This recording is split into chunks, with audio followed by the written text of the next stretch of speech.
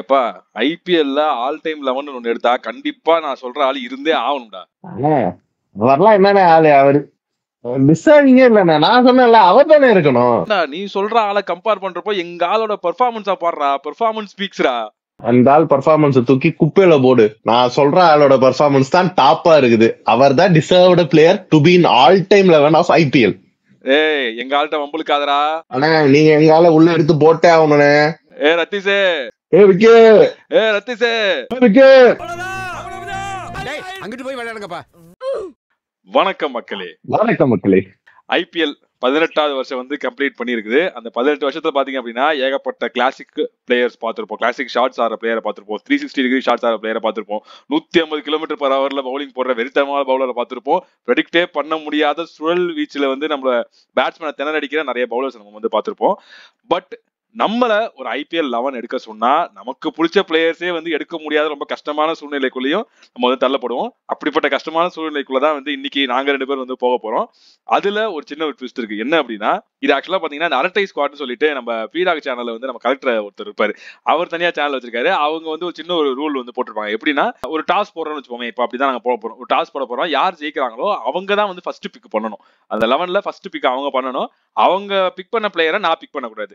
அடுத்த டர்ன் பாத்தீங்கன்னா நான் ஃபர்ஸ்ட் பிக் பண்ணுவேன். நான் பிக் பண்ண பிளேயரை ரத்தீஷ் வந்து பிக் பண்ணக்கூடாது. ஸோ இதுதான் வந்து ஒரு சின்ன ஒரு ரூலு. ஸோ இதுல இந்த கண்டிஷனை தாண்டி யார் வந்து பெஸ்ட் 11 எடுக்கலான்றத பாக்குற நீங்க கூட சொல்லுங்க. ஸோ இதுதான் வந்து இந்த கேம் இப்படிதான் போக போகுது. ஸோ ஃபர்ஸ்ட் வந்து நம்ம டாஸை வந்து போட்டுடலாம். ஆன்லைன் டாஸ் போட்டுடலாம். இப்போதைக்கு இப்ப பாருங்க நான் என்ன ஃபிளிப் பண்ணல. இப்போதைக்கு அது வந்து ஹெட்ஸ்ல இருக்குது. ஓகே நீ ஹெட்ஸ் சூஸ் பண்றியா டெய்ல்ஸ் சூஸ் பண்றியா? டெய்ல்ஸ். சரி ரைட். இப்போ ஃபிளிப் காயின் நான் கொடுக்க போறேன். இருங்க கண்ணு முன்னாடியே தரேன்.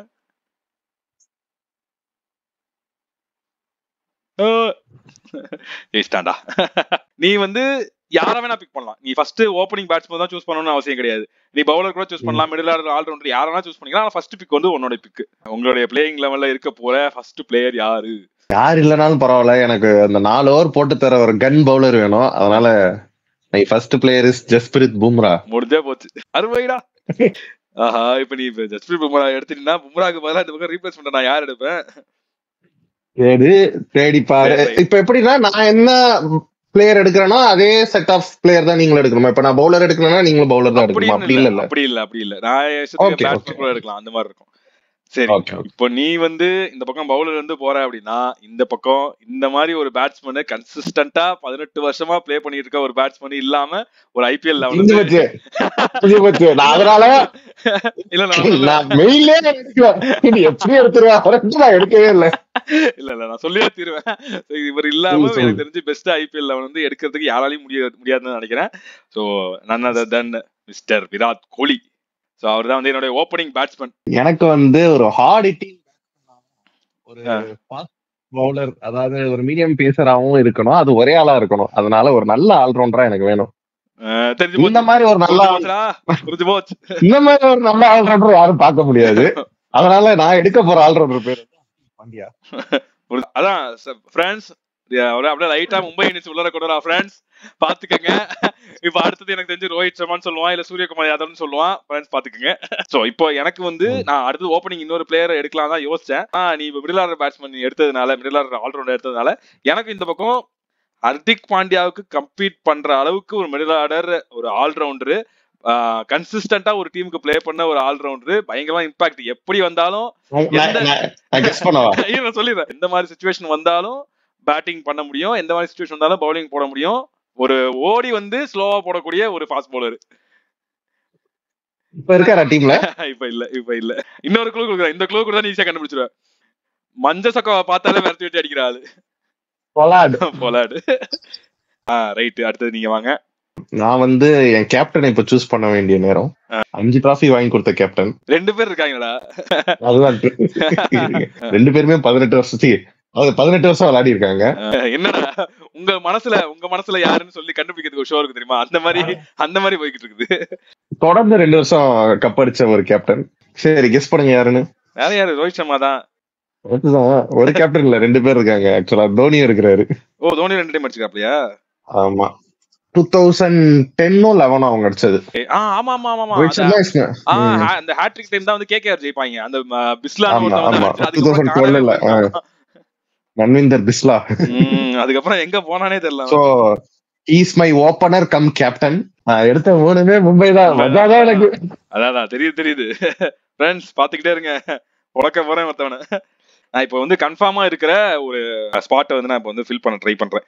எப்படின்னா நம்பர் 3, எப்படின்னா ஓப்பனிங் மிடில் ஆர்டர்ல நம்பர் 5ல வந்து இப்போ பொலார்ட் வந்து இறங்கிடுவாரு. எனக்கு நம்பர் 3ல வரக்கூடிய ஒரு பேட்ஸ்மேன் வேணும். சாலிடா கன்சிஸ்டன்டா ரன் அடிக்கக்கூடிய ஒரு பேட்ஸ்மேன் வேணும். ரொம்ப டஃப்பான ஒரு சாய்ஸ் தான் இது.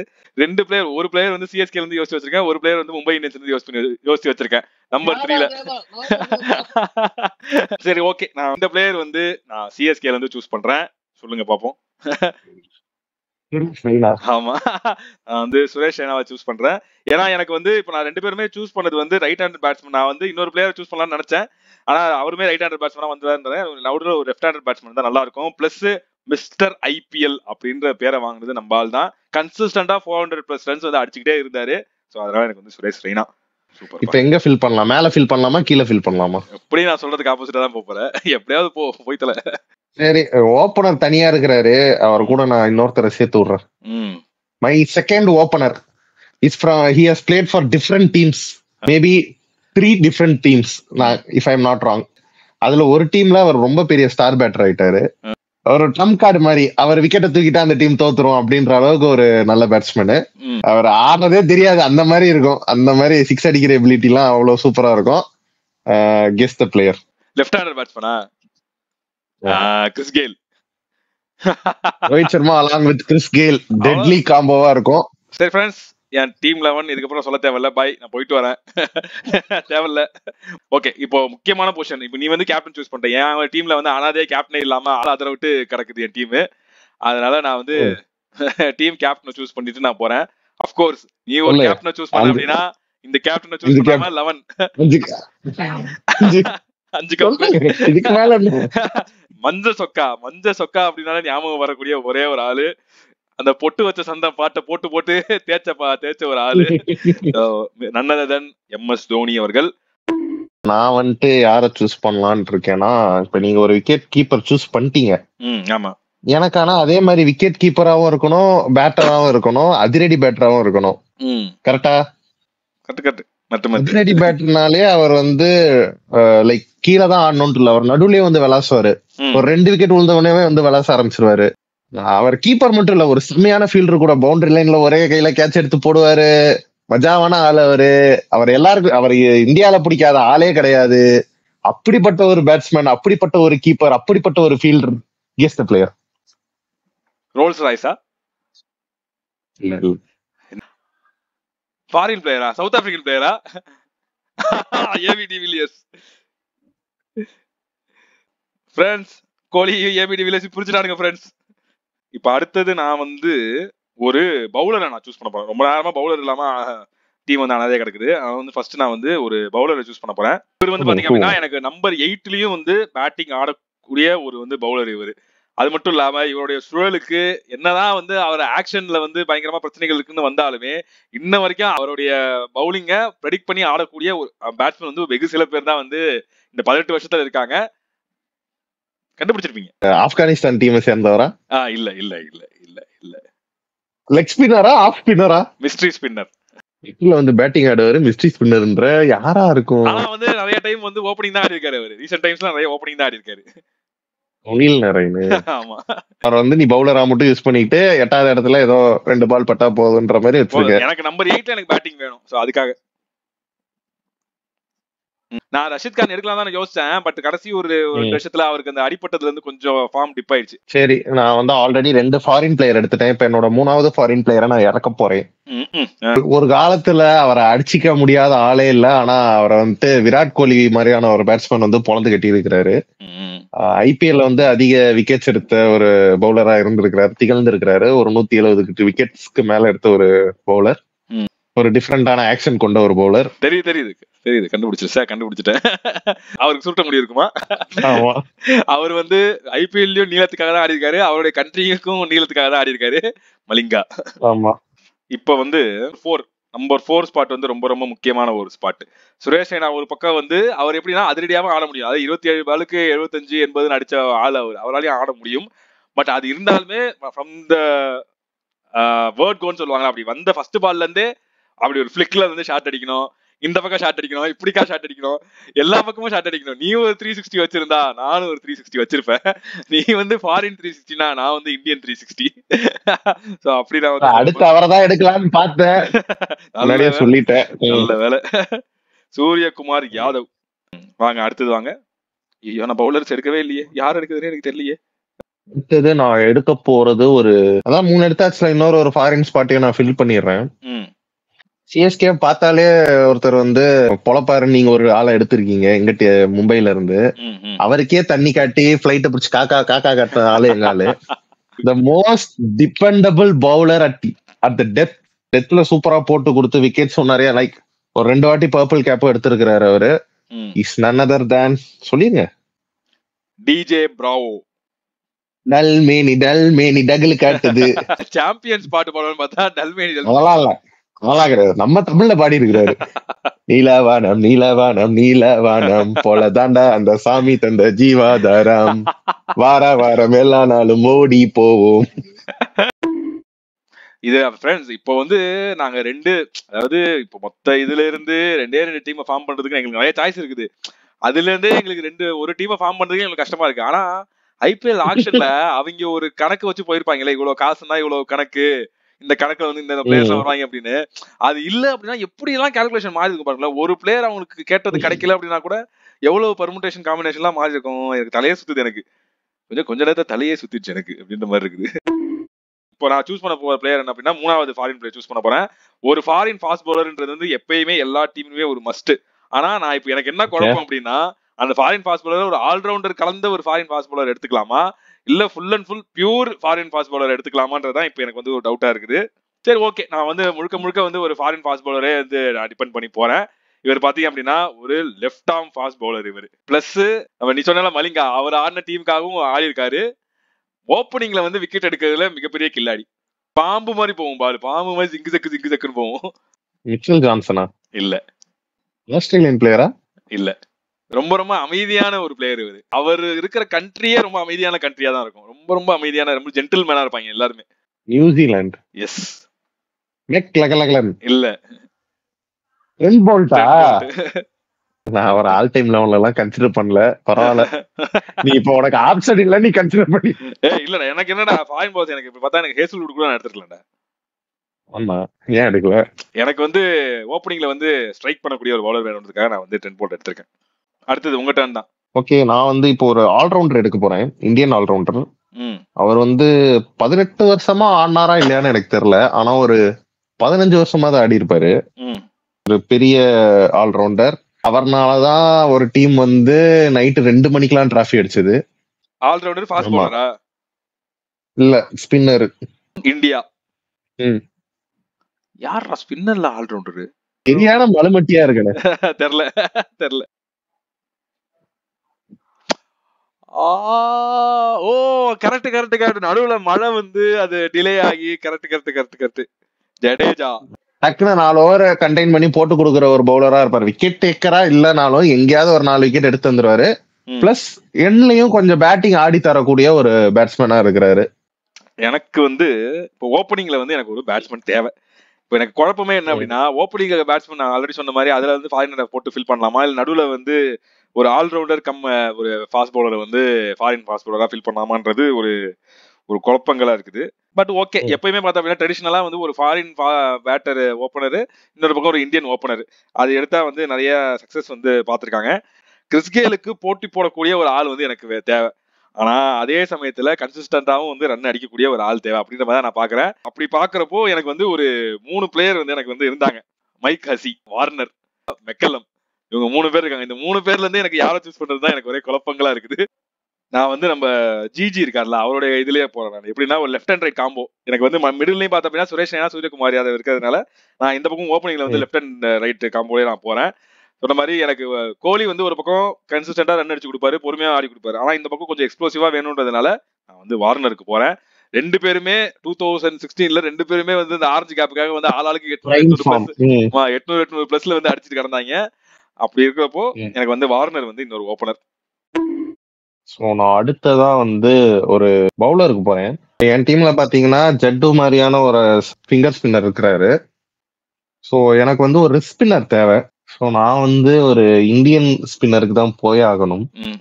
Indian spinner, wrist spinner, wickets அதிகமா எடுத்திருக்கக்கூடிய ஒரு ரிஸ்ட் ஸ்பின்னர். ஒரு டீமுக்காக உயிரை கொடுத்தாலும் அவரை தூக்கி போட்ட ஒரு பிரான்சைஸ் எல்லாம் இருந்திருக்கு. அப்படிப்பட்ட ஒரு பிரான்சைஸ் கிட்ட இருந்து வெளியே வந்தும் நல்லா பெர்ஃபார்ம் பண்ற ஒரு ஸ்பின்னர். T20 பிரான்சைஸிக்காக அவ்வளவு நல்லா போட்டு வர, ஆனா இது வரைக்கும் இந்தியன் டீமுக்காக ஒரு T20 இன்டர்நேஷனல் மேட்ச் கூட ஆடாத ஒரு பிளேயர் இவரு. அதுதான் none other than Yuzvendra Chahal, the wizard. இவருமே வந்து கிட்டத்தட்ட எனக்கு தெரிஞ்சு ஆல்மோஸ்ட் 18 வருஷமா ஆடிட்டாரு தான் நினைக்கிறேன். ஆடிட்டாரு. ஆனா வந்து இவரு நம்ம இது வரைக்கும் எடுத்த பிளேயர்ஸ் இருக்கலாம். ஃபார் எக்ஸாம்பிள் பும்ரா, ஒரு சஹல், ஈவன் இப்போ நம்ம வருண் சக்கரவர்த்தி, இந்த மாதிரி சொல்லி ரஷீத் கான், இந்த மாதிரி நிறைய பேர் நம்ம பவுலர்ஸ்னாலே இந்த மாதிரி பிளேயர்ஸ் நிறைய வருவாங்க. ஸ்பின் பவுலர்ஸ் அப்படின்னா ஈவன் நம்ம வந்து ஒரு ரிஸ்ட் ஸ்பின்னர்ஸ் அப்படின்னா நம்ம ஜடேஜா ஃபர்ஸ்ட் எடுத்தோம்னா ஆல்ரவுண்டர் ரிஸ்ட் ஸ்பின்னர் அப்படின்னா அவர் தான் ஞாபகம் வருவார். ஆனா இவர் பாத்தீங்க அப்படின்னா ஒரு சைலண்ட் ஃபிங்கர் ஸ்பின்னர். ஆனா இது பார்த்தா அப்படின்னா சைலண்ட் பர்ஃபார்மரா இருப்பாரு இவரு. இவர் இருக்கிற டைம்ல எல்லாம் ஒரு டீம் வந்து கன்சிஸ்டன்டா கப் அடிச்சிருக்காங்க. இவர் எப்போ வெளியே போனாரோ அந்த டைம்ல இருந்து அந்த டீம் வந்து கப் அடிக்கிறதுன்னு நிப்பாட்டிட்டாங்க. 5 கப் அடிச்ச டீம்ல இருந்தவர். ஆனா இந்த ஒரு குளூ தான் கண்டுபிடிச்சிடலாம். லாஸ்ட் டைம் இவர் போய் கலக்கல ஃபர்ஸ்ட் டைமா ஒரு டீம் வந்து கப் அடிச்சது. ஃபர்ஸ்ட் டைமா கப் அடிச்சதுன்னா நீங்களா தான் இருக்கும். அப்படின்னா அது குருணால் பாண்டியாவா தான் இருக்கும். எனக்கு புரியலண்ணே. ஆல் டைம் 11 ஏன்னா அவன் பெர்ஃபார்ம் பண்ணாதடா, அதான் சொன்னேனே சைலண்டா இருப்பான் அவன். இவரும் ஒரு ஃபிங்கர் ஸ்பின்னர் தான், ஆல்ரவுண்டர் தான். அதேதான் எப்படி குருணால் பாண்டியாவா அதேதான் இவரும். Match winner. ஒரு பிரைம்ல இருக்கும்போது செம்மையா பேட்டிங் ஆடுவாரு. அவர் உடல் ரீதியா நிறைய விஷயத்த தாண்டி வந்து கிரிக்கெட்டை லவ் பண்ணி ஆடி ஒரு பெரிய ரிமார்க்கபிள் திங்ஸ் எல்லாம் பண்ணிருக்கிறாரு. Indian bowler. இந்தியன் லெஃப்ட்ல அடிபட்டு வந்து இப்ப ஆடல. ஒரு 2019 தான் அவர் கடைசி ஆடினது. யுவராஜ். ஓகே, நான் இப்போ அடுத்தது பார்த்தப்ப எனக்கு வந்து 2 பவுலர்ஸ் மட்டும் தான் எனக்கு வேணும். ஏன்னா எனக்கு ஆல்ரெடி 8 பேட்ஸ்மேன் வந்துட்டாங்க. அது இல்லாம பார்த்தா அப்படின்னா 2 பவுலர்ஸ், ஸ்பின் பவுலர்ஸ் வந்துட்டாங்க. இது குருணால் பாண்டியாவா? ஆமா. அடுத்தது பாத்தீங்கன்னா ஃபாஸ்ட் பவுலர்ஸ் பார்த்தா அப்படின்னா ட்ரெண்ட் போல்ட், நடுவுல வந்து கொஞ்சம் விக்கெட்ஸ் விழல அப்படின்னா போட்டு கொடுக்கறதுக்கு பொலார்ட் ஒருத்தர் இருக்காரு. ஸோ அப்படி பார்த்தா அப்படின்னா எனக்கு இன்னொரு ட்ரெண்ட் போல்ட்டுக்கு கூட பவுலிங் போறதுக்கு ஒரு ஆளு, அது இல்லாம எண்டுல போறதுக்கு டெத்துல போறதுக்கு ஒரு ஆளு. எனக்கு இது 2 தான் வேணும். அப்படி பார்த்தா அப்படின்னா எனக்கு வந்து ட்ரெண்ட் போல்ட் ஆல்ரெடி ஒரு லெஃப்ட் ஹேண்டர் ஒருத்தர் இருக்காரு. ஸோ இன்னொரு பக்கம் வந்து ரைட் ஹேண்டருடைய ஒரு உதவியை நாடி நான் போக வேண்டிய ஒரு கட்டாயம் இருக்கிறது. ஃபாரின் ஸ்லாட் ஆல்ரெடி ஃபில் ஆயிடுச்சுன்றதால எனக்கு 2 fast bowlers, Indian fast bowlers தான் இருக்காங்க. அவரை பத்தி இன்னொன்னு சொல்லணும் அப்படின்னா 2016 எங்களுக்கு ஆப்படிச்சுதான் அவர் தான். 2025 எங்களுக்கு காப்பாத்துறது அவர் தான். Bhuvneshwar Kumar, swing king. நான் அவரை எடுத்துக்கிறேன். நான் வந்து என்னோட ஃபைனல் பிளேயர், லைக் நான் ஆல்ரெடி சொல்லியிருந்தேன், ஏபிடி வந்து ஒரு விக்கெட் கீப்பர். அவர் வந்து இப்போ ஒரு டீமோட நம்பிக்கை நாயகனா இருந்தார் ஒரு காலத்துல. அவனுங்க ரிலீஸ் பண்ணி விட்டானுங்க.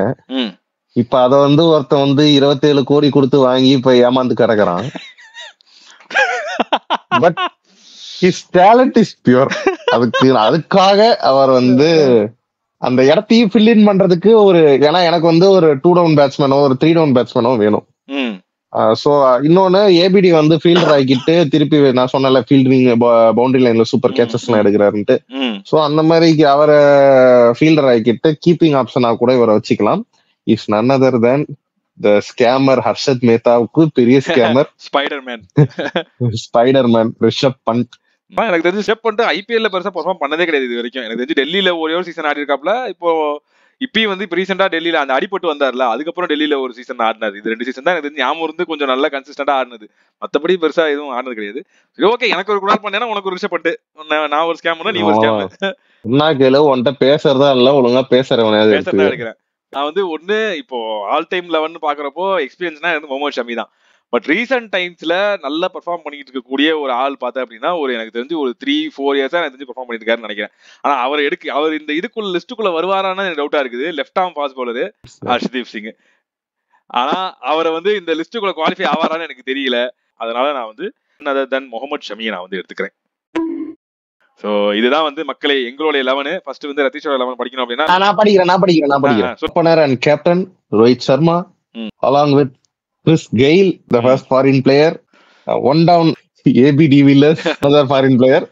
2 down Rishabh Pant, ம் 3 down Yuvraj Singh, 4 down Ravindra Jadeja, 5 down Hardik Pandya, ம் 6 down Dwayne Bravo, the third foreign bowler, all-rounder, 7 down Yuzvendra Chahal, 8 down Lasith Malinga, 9 down Bumrah. நான் 11 படிச்சிருக்கேன். ஓப்பனர் விராட் கோலி அண்ட் அடுத்தது இன்னொரு opener பார்த்தா அப்படின்னா அவர் தான் வந்து foreign player, first foreign player David Warner. 2 பேரும் ஓப்பனிங்ல வந்து மேட்ச் முடிக்கக்கூடிய அளவுக்கு பயங்கரமான ஆட்கள். நம்பர் 3 பார்த்தா அப்படின்னா mister IPL Suresh Raina. Number 4 வந்து இந்தியன் 360 சூரியகுமார் யாதவ். நம்பர் 5 வந்து பஞ்சசக்கா பார்த்தாலே புழக்கக்கூடிய ஒரு ஆள் வந்து பொலாடு. இன்னொரு பக்கம் கேப்டன் தோனி. அதுக்கப்புறம் வந்து குணால் பாண்டியா அண்ட் சுனில் நரேன், இவங்க தான் வந்து ஸ்பின் ட்வின்ஸ். அதுக்கப்புறம் பாத்தீங்கன்னா 3 fast bowlers, Trent Boult opening wicket எடுக்கக்கூடிய ஒரு ஆளு, அவர் கூட வந்து ஸ்விங் பண்ணக்கூடிய ஆள் வந்து புவி, அண்ட் வந்து எண்ட் ஓவர்ஸ்ல நல்லா போட்டுக்கூடிய ஆள் வந்து முகமது ஷமி. இதுதான் என்னுடைய 11. ஸோ இதுல வந்து மிஸ் பண்ண பிளேயர்ஸ், நான் வந்து இது எடுத்துக்கலாம்பா அப்படின்னு நினைச்ச பிளேயர்ஸ் வந்து இப்ப நீ ஒரு சில பிளேயர்ஸ் சொன்னேன். நானும் சொன்னேன், கேலிஸ் சொன்னேன், ஆல்பி மார்க் சொன்னேன், பொலிஞ்சர் சொன்னேன். இது இல்லாம வந்து வேற யாரு, எனக்கு வந்து வருண் சக்கரவர்த்தி எடுக்கணும்னு ஆசை. பட் ஆனா வந்து இப்போதான் அவர் வந்து ஆடிக்கிட்டு இருக்காரு. ஆல் டைம் லெவல்ல வர முடியாது. ஆல் டைம் லெவல்ல வர முடியாது. ஆடிட்டு இருக்காரு, இன்னும் கொஞ்சம் வருஷம் ஆகட்டும். அது இல்லாம இன்னொரு ஆல்ரவுண்டர் வந்து மிஸ் பண்ண ரொம்ப பெரிய ஹிட்டர், பொலாடுக்கு ஈக்குவலா ஹிட் பண்ணிட்டு இருந்த ஒரு ஆள் வந்து ரசலையும் வந்து பெருசா அதுல எடுக்க முடியல. பொலாடா ரசலான்னு பார்த்தா எனக்கு வந்து பொலாடு தான் வந்து பயங்கரமா இருக்கும்னு தோணுச்சு அப்படின்னு தோணுச்சு. அது மட்டும் இல்லாம அழிஞ்சது காரணம் அந்த டீம். ஆமா, அவரோட பெர்ஃபார்மன்ஸ் வேற எந்த டீம்ல இருந்திருந்தாலுமே அவரு ஷைன் ஆயிருப்பாரு இன்னும் பெருசா. கரெக்ட் தான். இன்னொருத்தர் வந்து எனக்கு ஓப்பனிங்ல எனக்கு எப்படி நான் விராட் கோலி எடுத்தனோ அதுக்கு அப்படியே இன்னொரு பக்கம் நிறைய மெக்கலம் எடுக்கணும்னு ஆசை. எனக்கு எனக்கு ஆனா எல்லாருமே ஃபாரின் ஆப்ஷன்ஸா தான் ஆமா, மெக்கலம் எடுக்கணும்னு ஆசை, ஃபேஃப் டு பிளஸ் எடுக்கணும்னு ஆசை, மைக்கசி எடுக்கணும்னு ஆசை. இந்தியன் பிளேயர் எனக்கு ஒரு ஆசை இருந்துச்சு, ரோல்ஸ் ராய்ஸ் கேஎல் ராகுல் எனக்கு எடுத்தாகணும்னு சொல்லி எனக்கு ரொம்ப ஆசை தான். எனக்கு அது மிஸ் ஆயிடுச்சு. அடுத்தது பார்த்தா அப்படின்னா நம்பர் 3 வந்து எனக்கு ஒரு ஃபாரின் ஆப்ஷனா இருக்கலாம் அப்படின்னு சொல்லி எடுக்கலாம்னு யோசிச்சிருந்தேன், ஜாஸ் பட்லர். அடுத்தது சஹல் ஆக்சுவலா எப்படின்னா சஹல் நான் எடுத்திருந்தேன், இன்னொரு பக்கம் பேட் கமின்ஸோ இல்ல இன்னொரு ஃபாரின் ஃபாஸ்ட் பவுலரோ நான் அப்படி போயிருப்பேன், ஹேசல்வுட் அந்த மாதிரி போயிருந்துக்கலாம். சஹல் நான் மிஸ் பண்ணது எனக்கு தப்பா போயிடுச்சு எனக்கு அந்த டைம்ல. அதுக்கப்புறம் வேற யாராதான் கேலிஸ். இன்னொரு ஒரு ஆள் நான் மிஸ் பண்ணது வந்து கிளென் மேக்ஸ்வெல். எனக்கும் அதேதான், 4 ஃபாரின் ஸ்பாட் ஃபில் ஆகுது அப்படின்றதுனால எதுவுமே பண்ண முடியல. நம்மளுக்கு தோன்றது எல்லாமே ஃபாரின் ஸ்பாட்டா இருக்கு. ஆமா, சோ இதுதான் மக்களே எங்களுடைய 11. உங்களோட 11 என்ன? நீங்க ஆல் டைம் 11 வந்து இப்போ இது இந்த மாதிரி இருக்கிறப்பதான் கொஞ்சம் எங்களுக்கு டிஃபரெண்டா இருக்குன்னு தோணுச்சு. இப்போ நான் ஒரு 11 எழுதிடுவா, நீ ஒரு 11 எழுதிடுவானா, எங்களுக்கு தெரிஞ்சு 11 பிளேயர்ல 9 பிளேயர் ஒரே மாதிரி தான் இருந்திருப்பாங்க. ஏதோ ஒரு 2 பிளேயர் 3 பிளேயர் தான் வந்து மாறி இருக்கும். சோ இதே மாதிரி அடுத்து வேற ஒரு 11 நாங்க வச்சிருக்கோம். இப்ப எப்படின்னா ODI all time ODI 11, all time test 11. So இந்த மாதிரி வந்து நாங்க எடுக்கலாம்னு யோசிச்சிருக்கோம். சோ இதே மாதிரி உங்களுக்கு இந்த வீடியோல IPL best IPL 11 all time 11 உங்களுடைய 11 என்னன்றதை நீங்க கமெண்ட் செக்ஷன்ல போடுங்க. இந்த வீடியோ பிடிச்சிருந்துச்சுன்னா லைக் பண்ணுங்க, ஷேர் பண்ணுங்க, நம்ம சேனல் சப்ஸ்கிரைப் பண்ணிக்கோங்க, பக்கத்துல பெல் ஐகானை கிளிக் பண்ணிக்கோங்க, ஆல் ஆப்ஷன் சூஸ் பண்ணிக்கோங்க, ஹை பட்டனை வந்து பிரஸ் பண்ணி ஹைப் பண்ணிடுங்க வீடியோவை. இதே மாதிரி இன்னொரு சூப்பரான வீடியோட உங்களை வந்து மீட் பண்றோம். நன்றி, வணக்கம்.